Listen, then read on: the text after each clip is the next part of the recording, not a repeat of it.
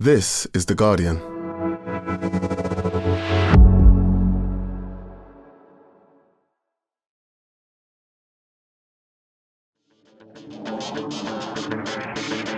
Hello and welcome to The Guardian Football Weekly. Newcastle take a big step towards the Carabao Cup final and possibly their first trophy since 1955. No Intertoto Cup fans of 2006 does not count. With a 2-0 win at the Emirates, it felt like a game in three parts. Arsenal building up steam, missing chances, Newcastle scoring and for a time winning the key battles everywhere. Anthony Gordon with the vital second. And then the last 20 minutes of Newcastle going 5-5-0 and Arsenal just not being able to break them down. A great chance for the do Arsenal need a striker conversation while Mikel Arteta blames the ball. Back to Monday night and another win for Nottingham Forest. Do we need to take them as seriously as we took Chelsea a few weeks ago in the title race? Either way, kudos to Nuno. They are flying. West Ham are making incredible balls up of sacking Julen Lopetegui as Graham Potter seems just to be trolling teams by not taking any jobs. We'll do some Serie A and Milan's great comeback in the Supercoppa against Inter. All that plus your questions, and that's today's Guardian Football Weekly.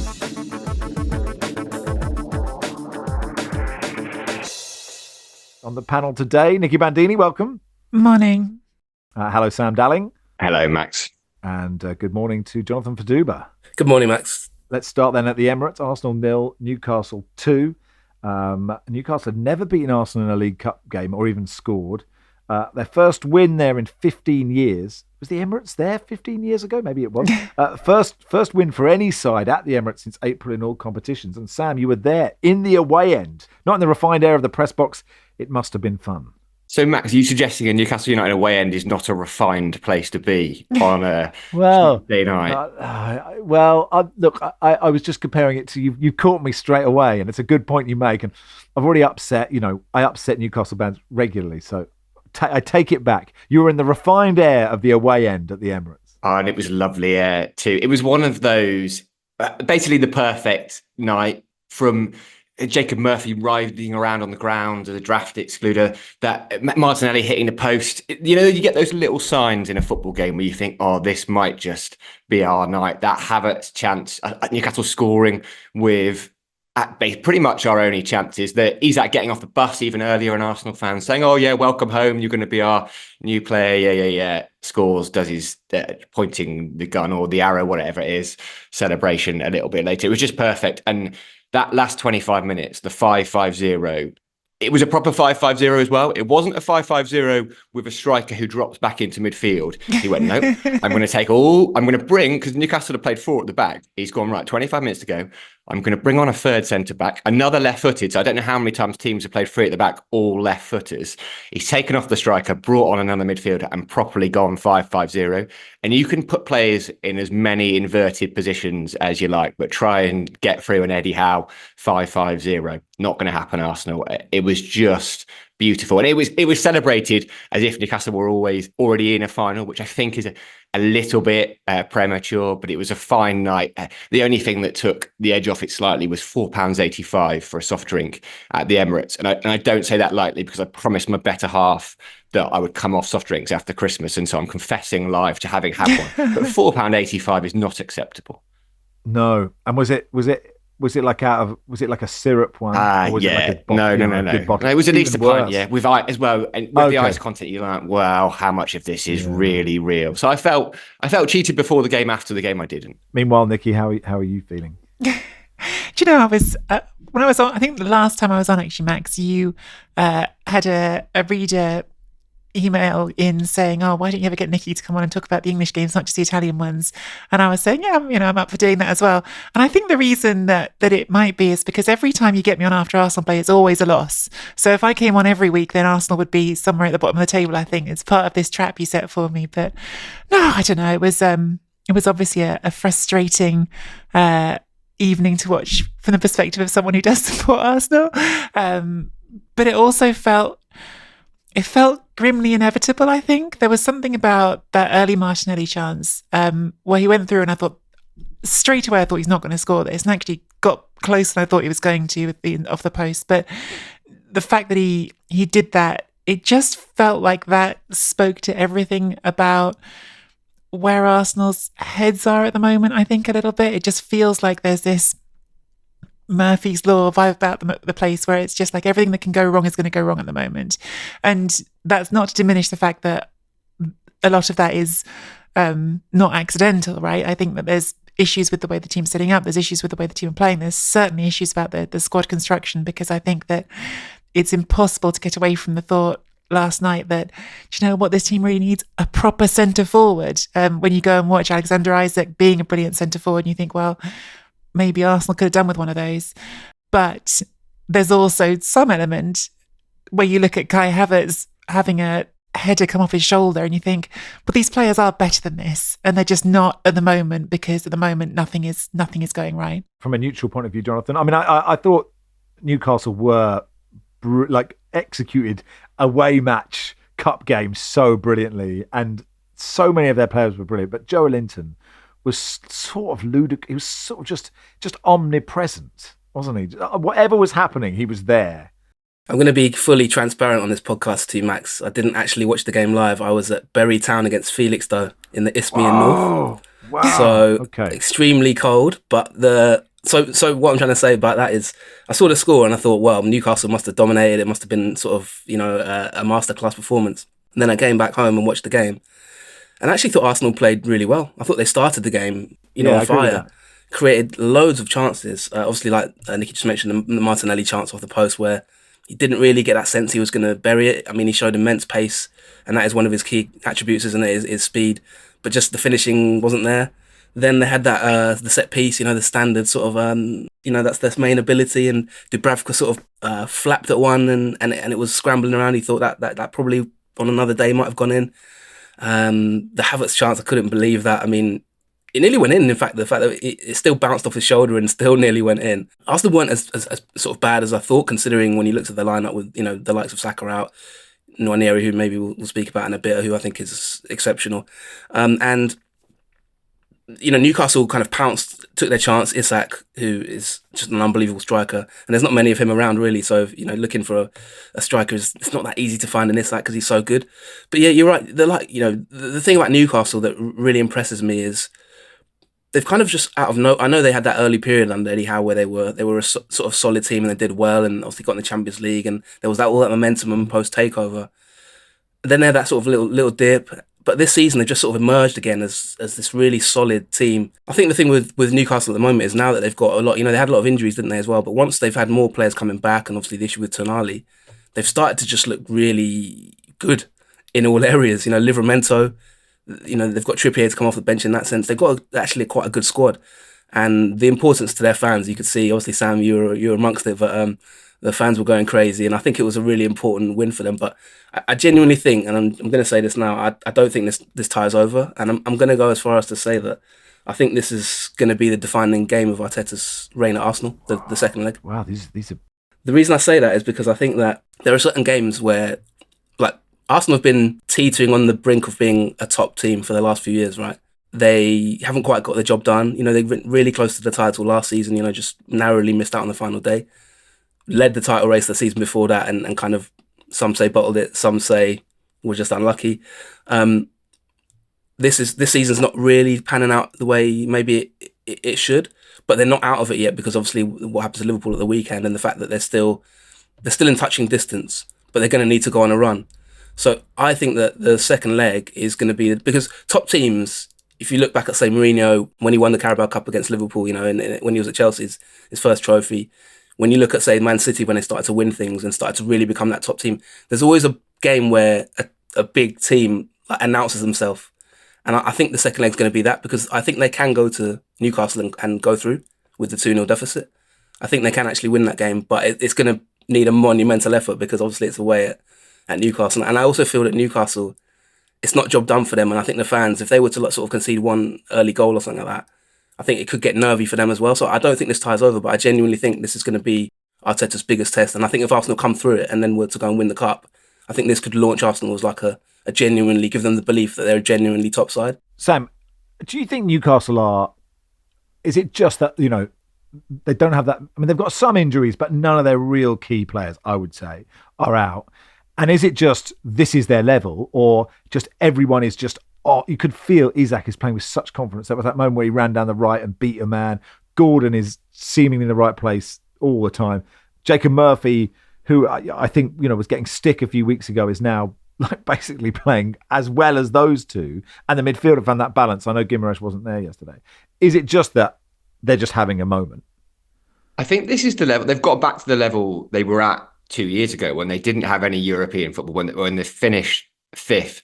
And the surprise was, I think, at the start of the season, as Newcastle fans, we were thinking, well, actually, without Europe and with teams like Villa having more games in the Champions League, actually, we could be in quite a good position come Christmas. And it was strange how it took Howe a while, basically, to work out what his best team was. He kept tinkering around with it. He couldn't work out how to use Tonali. And Nicky and I have spoken about Tonali before. And since he's played him as, and I know this conversation's been had slightly before, but since he put him in at 6, I haven't seen a better player in a Newcastle shirt for a long, long time.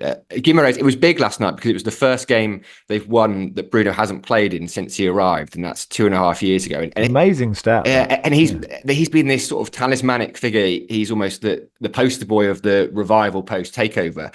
He's a very, very good player. I don't think he's as good as he thinks he is in his head, and he's slightly annoying in that he might. I remember being at Crystal Palace earlier in the season. He'll win a throw in front of the away end and go absolutely nuts and get the away end going. He's like, "You're a Brazilian international, mate. Like, you've won a throw at Crystal Palace. Is it really?" Maybe he's an extrovert who just draws his energy from others. But what Tonali does is so simple. Nothing is flashy at all. He just makes football look really easy. And Howe has gone from trying to fit in his 11 best players to actually playing people in their right positions. And Murphy's brought that balance. Like, he's been one of those people who didn't expect him to still be at Newcastle, but he's actually Newcastle's best right winger at the moment. So I think while the team is on a bit of a hot streak, that probably is the level they were hoping to be at. And they've gotten to Old Trafford, to Spurs and Arsenal, and won in about the space of 10 days. And I know those teams are all struggling in their own way, but that is huge for Newcastle. I think last night was Eddie Howe's biggest result as a Newcastle manager. They were quite brave, and it surprised me how Arsenal played, because quite a lot. Havertz was dropping really deep, and Burn and Botman were actually following him almost all the way to the Arsenal penalty box, and they were trying to get these long balls over to Rice was running and their wingers. And I just thought, Newcastle have got lungs. Hall and Livramento, what they can do really well is run and run and run. And the one time that Martinelli chance came when they tried to expose the centre backs for pace, and they didn't keep doing that, which was odd. Can't remember what your original question was, but I think it's no. It was a great answer about something. Yeah, I enjoyed it tremendously. Coming on to Tonali first, because of course I have to, because Italian, but like I do think it's been a bit forgotten quite what a good player he is, and it's fun seeing him be this good again, because this is very much was the engine of Milan going to a Champions League semi-final a couple of years ago. And of course he had the long ban, and that has an impact, and you don't know exactly how he's going to come back from that, but the talent has always been there. And I think when we talk about, is this something that's just a bit of a good run, or if it's real, well, you've got in my opinion, an absolutely top level option in the central midfield there. We all, I think, are agreed that Alexander Isak is one of the best in the Premier League up front. I think Anthony Gordon, there aren't many teams who turn their nose up at a player like that coming off the left. And I think Theo Walcott did a really nice job on the Sky coverage of highlighting his anticipation of the opportunity for that second goal, of making the run early and seeing the opportunity, just that there could be an opportunity coming when Murphy had the ball at the start of the move on the right, and that willingness to put yourself in positions and take those chances. So there is very clearly, I think, when you look at that team with distance, there's a lot of very, very high level talent in it. So it shouldn't be treated as if this is something completely out of nowhere. I think there are players like Murphy, as Sam was just saying, who perhaps are a bit more of a surprise, who even Newcastle fans, I get the impression, of being quite divided on for a long time, who perhaps maybe this is just a gold moment, or maybe it's about having a team that's suited, as Sam was just saying, to what he's doing right now and putting players in positions to succeed, which in the end is good management, isn't it?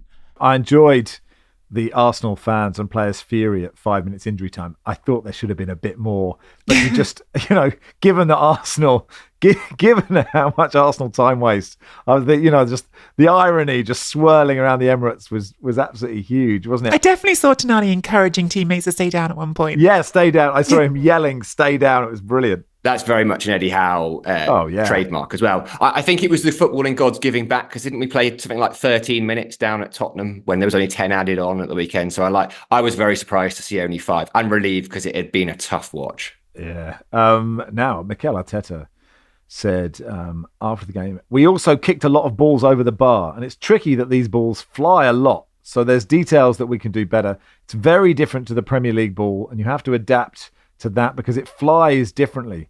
When you touch it, the grip is very different as well. So you adapt to that. Before we came on air, Jonathan, you were just checking that I hadn't made up this that Arteta. It's not the first time someone's blamed the ball, because I remember somebody blamed a ball. It might have even been a Carabao Cup game. And I was on TalkSport that day, and we did one of the best phone-ins I've ever done. Is, they're complaining about football. What did you use as a ball? And just people ring up going, we used to wrap a lump of coal in paper, newspaper, and put sellotape around it. Years of playing with a tennis ball on concrete. It's a football. It's an amazing thing for a manager to say, Jonathan. Even if he might be totally right. I don't know. Yeah, I had to double check because I almost don't know what to say about it. As excuses go, that is up there. Even from the point of view of even if the ball was in some way, shape or form, I don't know the word to describe, like not fit for purpose, which I think that, it didn't look that in play. But even if it was, I think when you've lost 2-0 at home, saying that is, you're just inviting criticism on top of yourself, really. Like, I don't know what planet someone would look at that, like even an Arsenal fan, and say, yeah, it was, well, maybe, I don't know, Arsenal fans, maybe they might go along with it and say, yeah, it was the ball's fault, but I can't even imagine Arsenal fans would sort of accept that as an excuse. So I find that one really unbelievable, to be honest. But as making excuses go, it's definitely up there. I mean, I was hoping to maybe just shift the conversation away from this ball nonsense and talk about Alexander Isak, because I love the guy. Please. If possible, because he didn't have any trouble controlling that ball, and he did extremely well doing so. I mean, Isak's an interesting one because he's a player who I followed for a long time, obviously having worked in Swedish football, and it's interesting because he might not ever have ended up at Newcastle, because he actually had a hotel booked at Real Madrid when he was 17 to sign for them. But eventually the booking was messed up and the transfer never went through. And obviously he went to Borussia Dortmund at that point. He's played in 5 different countries now. This is his 5th different country he's played in, obviously, since he was 17 and broke through at AIK in Stockholm. And I mean, it's a bit of a tenuous link to the ball nonsense, but just even watching him in the game, practiced with different footballs, doesn't he? Different countries. Maybe he had a different. Maybe every time he controlled it, they threw a different ball on, and we all missed it. But one thing that really struck me in the game was just, and I know obviously Nicky was talking there about a striker, and when you contrast it with Havertz's performance, who, sometimes I do think that Havertz and Jesus get a little bit of maybe undue criticism because people almost act like they don't exist.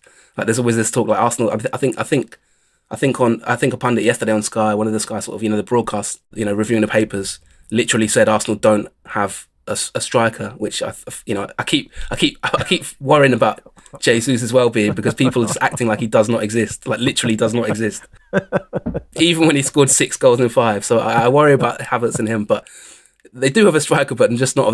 It's like the way he controlled the ball and holds the ball up. He can do pretty much everything in terms of the manipulation of the ball, even in tight spaces, little things like that. Just mark him out, and I'm sure Sam, obviously, like you said, Newcastle fans are loving it at the moment. But it's not just his finishing; it's also his ability to sort of hold. He can basically run in behind. He can hold the ball up. He really is. Someone said to me yesterday, "Is he better than Haaland?" And I think his all-round game is probably better than Haaland's. To be honest, you might have a debate about the finishing prowess, but I think his all-round game is probably better than Haaland's at this point. I think he's an unbelievable player, and the amount of money you'd have to pay to sign him in this sort of PSR age, I don't know how someone's going to be able to. Arsenal, for example, have been strongly linked with him. Don't know how they would be able to front up the cash to get him really in this day and age. So no, I just really like him, and I think he deserves a huge amount of praise, because he was like the difference maker really in that game, wasn't it? And like Nicky said, if Isak had been playing for Arsenal, the scoreline might have been completely different, really, if you look at it like that. I know we've touched on it, I loved the 5-5-0, and all I was thinking was, if Spurs are 2 up tonight, Andrew's not going to Andrew's not going to 5-5-0. I did tweet, look, I'm not objective, but Spurs Newcastle final would be amazing for the sheer desperation of everyone there to win, or just not lose, or just all of those things. And lots of people messaged, NUFC Koopman saying El Desperatico. Bjorn, another Newcastle fan, saying, look, it's only 7,000 plus days since Spurs won a trophy, more than 25,000 days since Newcastle won it. Based on that, I'd say Spurs would be clear favourites. And Webb said the trophy might refuse to be lifted out of sheer embarrassment. Slightly, but of course, Tottenham are playing Liverpool, so I think it's very much likely that Liverpool will get through, but we don't know yet, and it's only going to be half time after whatever happens. I don't know what lead Spurs would need. You say Newcastle got a 2-goal lead, and none of us think that game is done. I don't know what lead Tottenham have to have going to Anfield for that game to be done. It doesn't even bear thinking about. I might think that Newcastle Arsenal's done. Jonathan doesn't. You think but I think it might be done. No, but you do. Yeah. Quickly, what was the score in the Bury Felixstowe game, Jonathan? Sorry, we didn't cover that in detail. Well, it was a top of the table East Suffolk clash, and Bury Town won 2-0. They're top of the league now. Felixstowe have been flying. I think they scored like 90 goals this season in 25 games. So Bury St Edmunds. This is Bury St Edmunds. I thought you got up north. Yeah. Not Bury FC. No, not up north. No, this is. Did you by any chance stop at Rollerberry, which was where I learnt to roller skate? Of course. Did you? I did not stop at Rollerberry. No, it's too cold. I'm afraid. Too cold. Oh no. Fair enough. How much was a soft drink? We need to compare to Sam's 4.85. Well, at Rollerberry, I'd say you get a can of Coke for 20p. In Australia, I think a beer was £4.90, Sam. So I think unfortunately. You could have 5p extra. You could have had yourself a beer at Bury Town. I'd have been equally as fuming. All right, that'll do for part one. Part two, we'll begin with Nottingham Forest win at Wolves.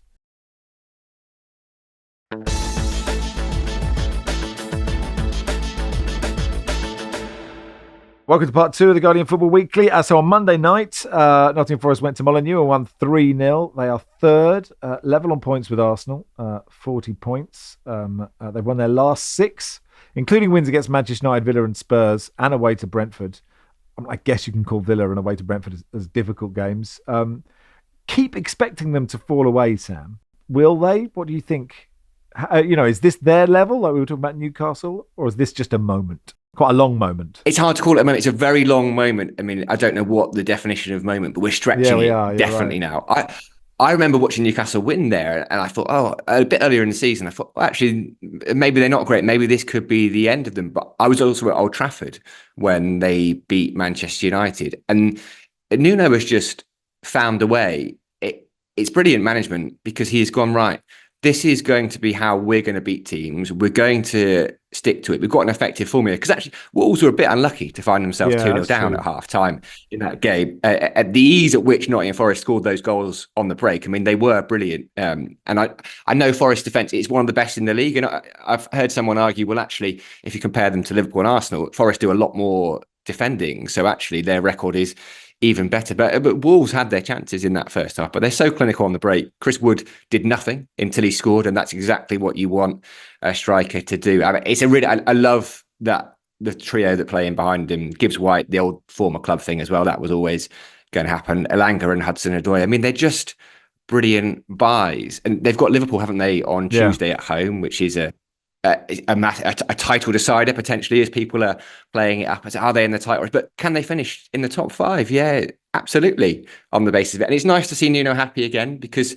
he was a really grumpy man at Spurs. He wasn't there long, and when he's grumpy, you can tell he's not very good at hiding his grumpiness, but he's got a softness to him now. And I remember noting at Old Trafford that, so when they score, him and his entire coaching staff sort of run together and they hug. And there was a real togetherness. When they lost the ball or when something went against them, it felt like rather than moaning about it, they all just scuttled back into the position they needed to be. And it just feels like there's something quite special.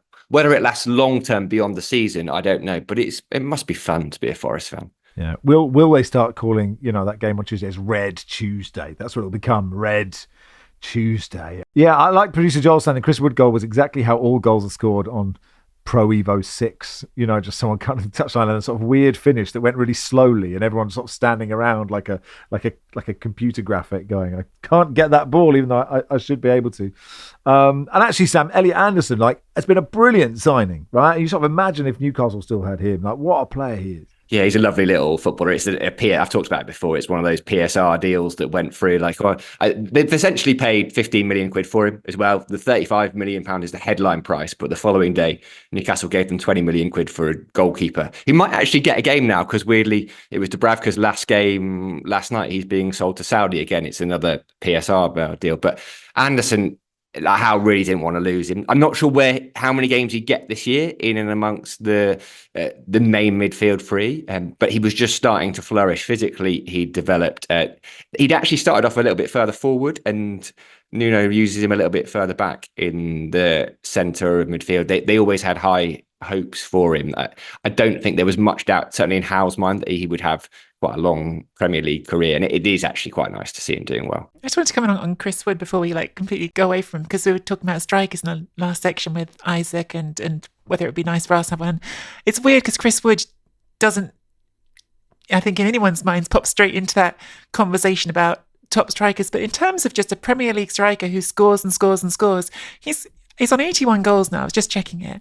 There's only I think it's 31 who's ever got over 100 in the Premier League, and you think there's a decent chance. He's 33, so maybe it's getting tight. It's a decent chance he's going to join that group in his career. There's not many strikers at all who've scored as many goals consistently as Chris Wood does in the Premier League. Do you think it's because he just doesn't? I mean, to me, he has got the real air of a League One target man. Yeah, no, he does. I know he's better than that, but he's just got that physically how he looks. And just his sort of boring hair, and just general like that's totally unfair because clearly he's an elite player, but I suspect defenders still underestimate him because of that. They don't go. You don't look at the team list and go, "Oh, is this like the Sam Allardyce, Sam Allardyce conversation? If his name was Chris Woodici, would he be treated differently?" Yeah, West Ham would have bought him for about 50 million quid. Yeah, and his career would have gone off a cliff, wouldn't it? But no, he's doing brilliantly, and credit to him. How refreshed are you, Jonathan, by Nottingham Forest's rise? Extremely refreshed. I would say. I was thinking this whilst watching the game. You've got the sort of manufactured Big Six thing, but if you actually look historically, are Forest in the Big Six? That was something I was thinking. They won the European Cup. It sounds ridiculous, but obviously with their European Cup history, I mean, they are traditionally going back into the Champions League, for example. They've been there before and won it twice. So it's not they are a huge club when you think about it. It's not like a sort of a one-off Champions League and they're sort of plucky sort of minnow who are going to make the Champions League for the first time ever. They're a giant club in terms of history. I really like the style of play. I think the recruitment has been really good, to be fair to them. They had that period of time where didn't really like the whole, buying basically the entire cast of Royal Rumble in one window where I think they bought 50 players basically in one and had a dressing room. The Berserker was a terrible signing. Yeah. Getting the Berserker in. Just if you go back and look at their transfer history over the last, in the early part of the why isn't promotion. Barry Horowitz getting a game? That's what I want to know. Anyway, now they've sorted it out basically and started to sign intelligently. The centre backs. I think I read that Murillo's about to get a new contract as well. They like you said, Anderson is a really top young talent. I remember when he was on loan at Bristol Rovers, he was really good, and you could see he was going to make it, and potentially. So no, done really well. Obviously Hudson-Odoi, a player I really love. He was really unlucky with that Achilles. He deserves to be on that big stage. There's a lot of players that are kind of, when you look at that, you think that you sort of look at Forest and you think, well, they're having a sort of extraordinary season and it's unsustainable. But then you actually look player for player and you're like, no, each player in each position, more or less, is actually good enough to challenge for a Champions League team. Elanga as well. When he was at United, he was, I think, strangely got rid of. I think it was the wrong decision, to be honest, to get rid of him. He can compete in a Champions League squad. A squad that's going for that sort of top five. So, yeah, I think Forest are doing exceptionally well. And as Sam mentioned, it's nice to see Nuno smiling because he does have that sort of softness. In interviews, he's just quite sort of. He'd be a nice granddad. He's quite gentle and you sort of expect him. I think I'm happy to see him smiling anyway compared to what he had to go through at Spurs basically. I'd forgotten about Elanga, and what I want to know is when are we going to start talking about Sweden as the new Belgium? Surely they've got to be favourites for the 2026 World Cup, right? Because we've talked about Isak, they've got Gyökeres, and they've got Kulusevski, who's pretty much the best player in the Premier League at the moment. So we did 10 years ago, we talked about Belgium and how good they were meant to be in their golden generation. Surely we need to start majoring on Sweden. Okay, yeah, well, let's begin it now. Wolves news, some grade A bullshit from Matthias Cunha in his quotes from Spectacle Gate, which I really enjoyed. It was never my intention to come into contact with the Ipswich employee, and I certainly never meant to elbow him, Cunha said. I simply wanted to push him away from my teammate, Ryan Aït-Nouri. Then all of a sudden I remember he turned round and had his hands on my shirt. And I shouted, "Stop!" But he kept hold of my shirt. He is much bigger than me. You're an elite athlete. This is like a lumbering Ipswich kit man or something. And I was surrounded by a large number of people, mainly Ipswich Town personnel. So I remember feeling quite threatened at the time. So in an effort to get him to let go of my shirt, in the heat of the moment, I regrettably reached out and grabbed his glasses. I know it was wrong to do this, and I take full responsibility for my actions. The commission said they found Cunha's version of events to be implausible, arguing that there was no sign of provocation from the Ipswich staff member in available video footage. They also concluded the player's apology was sincere, so a 3-match ban was reduced to 2, a fine of 120,000 cut to 80,000, but he is going to buy the aforementioned large man a new pair of glasses. I guess unless the glasses are £40,000, and I don't wear. I mean, you all wear. Tell me, like I have 3 bespectacled. It's creeping in that direction, but it's here. not quite at 40 grand yet. Okay. Anyway, well, what lovely quotes they are, aren't they? I really enjoyed them. Jake says, has there ever been a process done more consistently poorly than West Ham trying to sack an old manager and appoint a new one? Latest from the paper, Julian Lopetegui was in limbo after West Ham's move to replace their manager stalled over Graham Potter's demand for a 2.5-year contract. The club's preference is for Potter to take over until the end of the season, only for uncertainty to flare because the former Brighton and Chelsea manager's request for a longer deal. Well, of course. And that's left Lopetegui, who was said to be on borrowed time on Monday night, in the awkward position of remaining in his post, even though he knows, and everybody knows, that West Ham have decided to sack him. Sam, thoughts? It's very strange, isn't it? Because they had a team meal that they cancelled last night, didn't they? He took training. It must be very strange. Like, I wouldn't want to go to work in that. You're turning up and going, all right, guys, I'm sort of in charge here, but probably not by tomorrow. But let's all pretend that I'm still in charge. It's a mess. I mean, that is not a way to conduct business even in football, in the wacky ways that football works. That is not the way to treat a human being or an employee. They need to sort it out. I mean, it's been quite clear for a long time that, well, pretty much since the start of the season, that maybe he wasn't a very good fit. As people have called it, a cheap appointment because there was no compensation. I'm sure he's on a decent wage, but they didn't have to buy him out of another club.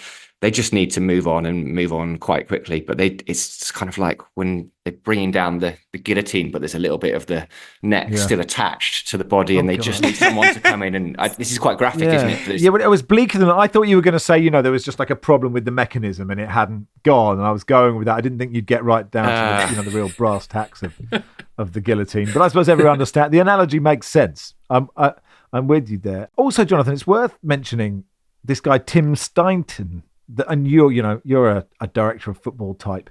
This guy, their technical director, Lopetegui was the second manager who's banned him from the training ground, which, as Lars would say, is suboptimal. To have this guy who's clearly part of dealing with West Ham players, that every manager at West Ham have say, I don't want him anywhere near us. Yeah, I think there is, in any club, there's always like sort of politics, right? And I think there is rumblings behind the scenes at West Ham related to kind of like roles and responsibilities behind the scenes of the club. I think it's on record, but it definitely was rumoured and heavily rumoured that there was disagreements between David Moyes obviously and Stainton in terms of transfers, who's in charge of recruitment. I think there is a tension there, it seems to be, and that's lingering in the background, which makes everything a little bit kind of cloak and daggers there. I feel that, yeah, even with you look at the likes of Fulkrug, like the signing of him, and I think there is that sort of. I wouldn't be surprised to see him that eventually West Ham end up with maybe a sort of a German manager, maybe, or something like that. But maybe not right now. I think there was a rumour that something came out saying that Potter was offered a 6-month contract, which to almost prove himself. Which seems mad. Why would Potter want that? Which just seems bizarre to me. I feel really sorry for Lopetegui. I know it's like the cliched thing. He's a human being, but you got bear in mind he's just lost his father as well. And he's going through sort of probably not the easiest of time just in his personal life. I know that managers are expected to just sort of put up with that because they get healthy compensation if they get sacked or if their neck gets chopped off in graphic form, as Sam just described. But he's not done an amazing job. But West Ham won't go down. It's just they're just sort of. I know they want some entertainment. Moyes was. It goes back to the whole Moyes thing, isn't it? And just the way that what do they want? I mean, they've won a European trophy, and it's hard to criticise because obviously. I mean, I think I watched West Ham Liverpool and switched off at half time. It was that bad. Like they were just horrendous. So I can't. I'm not going to sort of have a go at West Ham fans in that sense, in terms of, you know, the expectations there. In terms of style, it's difficult to sort of comment without knowing his day-to-day role and exactly who's responsible for what, but it just does seem that there's like layers there, isn't there, West Ham? Even if you go to the top and the people running the club, different strands of influence and different people wanting different things, and I don't think that is healthy. It doesn't seem that everyone's pulling in the same direction at West Ham, and even if someone like Potter did go in there, it wouldn't surprise me if then someone else behind the scenes maybe isn't happy with his philosophy and his way of doing things. You know, he will need a lot of time. So it's a bit of a strange club in a bit of flux at the moment. I think it's a really good point to make about people's personal lives, which we don't often consider enough. But also just Lopetegui. I mean, what a series of not being treated very well he's gone through, really. And obviously in the summer, Milan basically had done a deal to make him the next manager, and then the fans were unhappy enough about it that they turned around and went, actually, yeah, maybe not.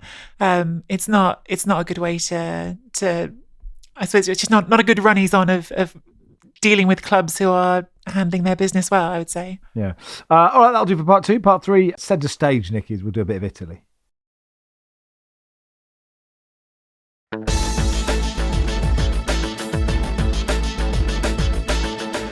Welcome to part 3 of the Guardian Football Weekly.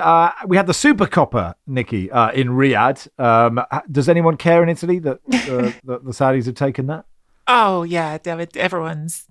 It's strange in Italian football. Without question, fans not happy about it. Fan base of the two teams not happy about it. In the final, actually 4 teams, because it's semi-finals as well, the last 2 years since it went there.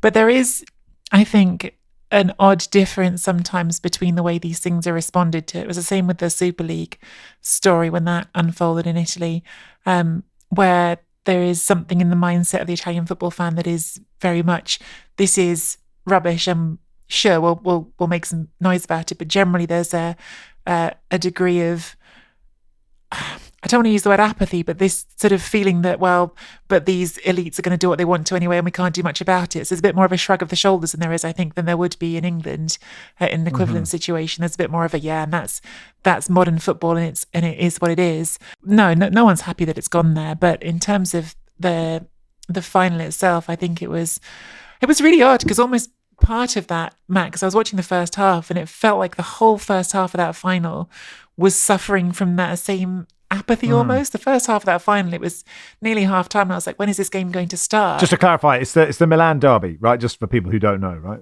Yeah. Sorry, yeah. Yes.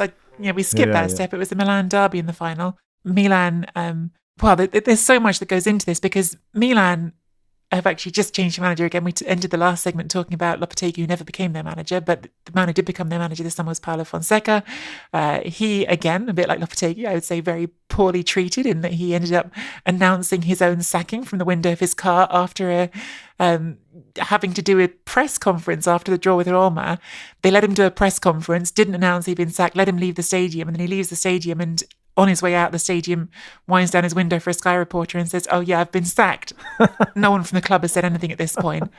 Chaotic situation at Milan, but they've hired Sergio Conceição to be their manager. He comes in, his first game is the Supercoppa semi-final against a Juventus team, which his son plays for, didn't play in the match. They win that game from 1-0 down in the 70th minute. Then this Supercoppa final, Milan really didn't feel to me like they were at the races in the first half. But the second half was one of the most entertaining games of football I've watched in a while. Absolutely full throttle. Milan, Inter go 2-0 up at the start of the second half through Taremi, and you think, okay, we've seen this story before. Inter have won the last 3 of these. They're going to win easily. But Milan just came to life. Teo Hernandez scored a great free kick. Christian Pulisic equalised, and then you think, okay, it's going to penalties, but both teams have had chances. And in the 3rd minute of injury time, Leao sets up Tammy Abraham for the winner. And even though it is in Riyadh, even though it is missing a lot of the feeling and the atmosphere that it really should have, being back in Italy where it should be, it felt really significant. It felt like this game that can be an afterthought really meant something. And I think the reason for that is, when you look at the recent history of Milan and Inter, and the forever history of them, because they are neighbours, they are rivals, they've been there in the same city. And it's a bit of a particular rivalry because it doesn't necessarily have the nastiness of the Rome derby, I would say. It's much more of this they talk about cugini, the cousins that you hate, but they're still your cousins kind of thing in Milan. It's a bit different. But Milan's recent history, I think, is so defined by what Inter have done, because Stefano Pioli... They had the Champions League semi-final, of course, right? Amongst others, right? Exactly. So Stefano Pioli won the league there, and yet last season gets fired after finishing second, because really I think he lost a Champions League semi-final to Inter in a way that was considered unacceptable. Milan were considered too meek by their fans. And then last season, Inter win the league, beating Milan in the derby. And not only that, the two teams have been equal on 19 league titles. That was the one that got Inter their 20th title, got them the second gold star on their badge. So for Milan, so much has been defined by these neighbours who just keep beating them. Since 2011, Milan had never even won consecutive derbies against Inter, hadn't even been able to beat them twice in a row. So the fact that this final comes along and they're 2-0 down and it's the same story again, and God, it's so awful being worse than Inter, which is always better than us. Suddenly, out of nowhere, you have this incredible comeback. And Conceição, who's just shown up with a fever, probably shouldn't even have been on the flight to Riyadh, frankly, because by all accounts, his temperature was running really high. And of course, is that smart to be around your whole squad when you're obviously sick? But has come in, has led them on come from behind victories against Juventus and Inter, and is there in the locker room smoking a cigar, doing the dance he did when he won the league at Porto. Suddenly, the whole atmosphere around that club, it feels like, has changed overnight. And it's kind of too early to know if it's real or if this is just a moment that will dissipate and be forgotten. But it really feels like this transformative moment that I didn't see coming even at the beginning of the second half in this game. It felt like it came out of nowhere. Stupid question. Is this what? The Charity Shield? Is this the Carabao Cup? What is the Supercoppa? So Supercoppa had been historically the same thing as the Charity Shield. It was the winner of the league against the winner of the cup. I would say that as long as I've been alive and paying attention to Italian football, it has had more weight than the Charity Shield. It's always been treated a bit more seriously. But it used to be a one-off game. And then last year, because everyone needs more money, they started hosting in Riyadh, having a semi-final as well as a final because, absolutely cynical, make money reasons, and in many ways probably has devalued it. But as frustrating as it is watching the sports washers get what they want sometimes, this was a great final. It was a really entertaining game in the end, and one that you could see meant a lot to Milan to get the result they did. Just on Milan, Marcus Rashford, reportedly a loan target for them. I mean, they would need to pay a lot of his £365,000 a week. Could they do that? And does that seem like a good idea? I mean, there's like a steady stream now of Premier League players going to Serie A now. Yeah, I think there's almost like this proven principle now that I think a lot of English players are looking across there and going, well, we've seen so-and-so's revived their career there, so-and-so's done really well there. And I think that is a genuine factor in it. I think there's a copycat effect. On Rashford specifically, there definitely have been conversations, representatives over in Milan having those conversations. I still struggle to see it personally. I think, again, one of the stories of the Supercoppa was Rafael Leao, who has really gone off the boil the last bit under Paulo Fonseca, wasn't doing well at all. Conceição seems to have brought him back to life. He was great in his cameo off the bench, and Conceição saying he's going to be the best in the world. He plays on the left of attack, so if he plays there, where is Marcus Rashford with his huge wages fitting into the side? That's a question that I don't see an easy answer to. But look, the conversations are happening.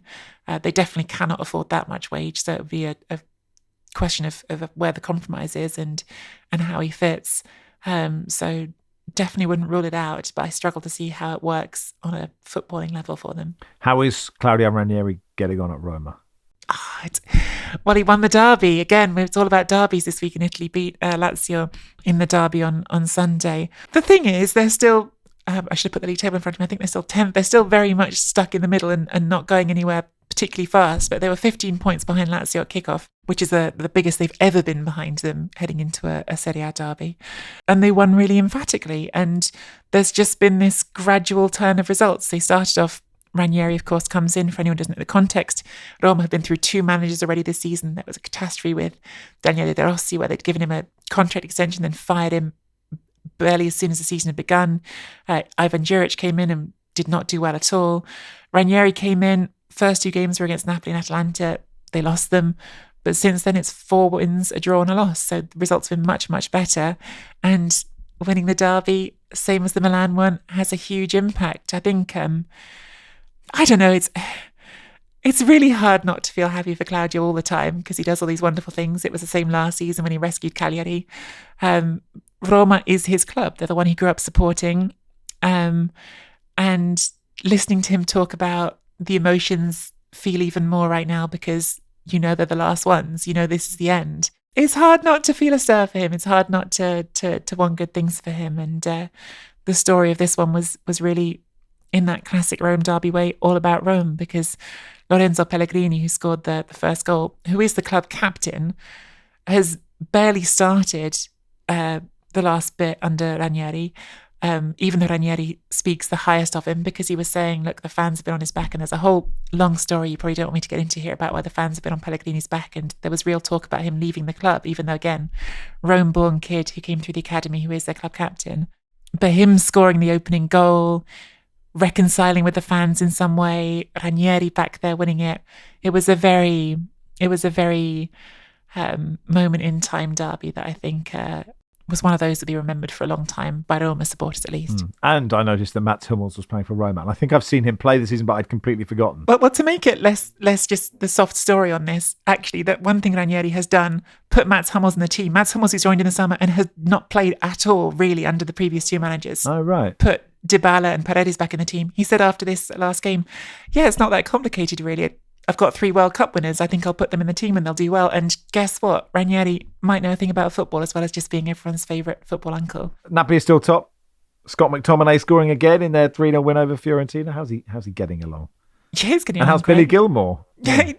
Yeah, not playing every game like McTominay is, but in general, both of them doing well, and Napoli very much in the title race. I think it's going to be a fascinating title race. Inter are the best team, but I think this game against Milan again reminded us that they just don't quite have that invulnerability they've had at their best. Atalanta are absolutely in the race, and Napoli are doing that Antonio Conte thing of just being very difficult to beat, not always looking that good, but winning games. And McTominay's goals have been really, really important. Genuinely, McTominay has been a huge part of that story of them and their push for the title. Anything else we should be keeping our eyes on, Nicky? There's lots. I don't know if I feel like I've spoken too much already, probably, but this week is about the Supercoppa and the Rome derby. I think it's going to be an interesting transfer window. We've already heard about Rashford. I think there will be some activity from those top clubs as they look at how to go on and win this. But I think we have at least right now a 3-horse race with Napoli, Inter, and Atalanta in the title race, and probably Lazio are a little bit falling back now, and Milan are too far behind. But the story of Milan and Roma, and whether they can make up some ground now with managers who seem to have got things back in order, it's all shaping up nicely for the second half of the season. I watched the Napoli's most recent win. McTominay obviously was on the score sheet in that game, and I think he's a misprofiled striker. Really, the way he took his goal, like he's just clinical in that area, and Napoli looking good. And it's funny talking about Nuno looking happy again. I felt like Conte is looking happy again. Max, I don't know if you want to explain to me something. I don't know. You're in Australia. Yeah. Like, what is there something about Spurs that? Oh, I mean, look, makes you have to ask me. Do you? unhappy? Of course there is. Like that's part of it, isn't it? That's just the way it is. And I'm sure tomorrow's pod we'll have more of a why did Ange say this or do this after an inevitable defeat to Liverpool? But Conte just looks like he's got his swagger back, and he looked really on the sideline. I was watching it and thinking, he looks like he's got that kind of he's got his mojo back, and Do you know that whole thing about everyone says, but football is cyclical, but it isn't. If if your big team would win things at Tottenham, and your actual team at Cambridge, who yesterday gave we are so bad, and it's the first manager I think ever to get 2 votes of confidence in a season, like a really long, we really believe in him. And then the CEO did like a local radio interview for like 15 minutes. And like, it's a brilliantly run club. So like, I kind of believe them, but it's also weird because I woke up, as I think I said yesterday, Monday, at 1:15 in the morning because I needed a wee, and I watched the last 20 minutes of us lose to Bristol Rovers, and God, it was bleak. It was so bleak. And then I couldn't get back to sleep. Anyway, it's my own fault. Well, look, that'll do for today. Thank you, everybody. Thank you, Sam. You're welcome. Thank you for having me. Pleasure. Thanks, Nicky. Thanks. Thanks, Jonathan. Thanks to you, Max. Football Weekly is produced by Joel Grove. Our executive producer is Danielle Stevens. We'll be back tomorrow.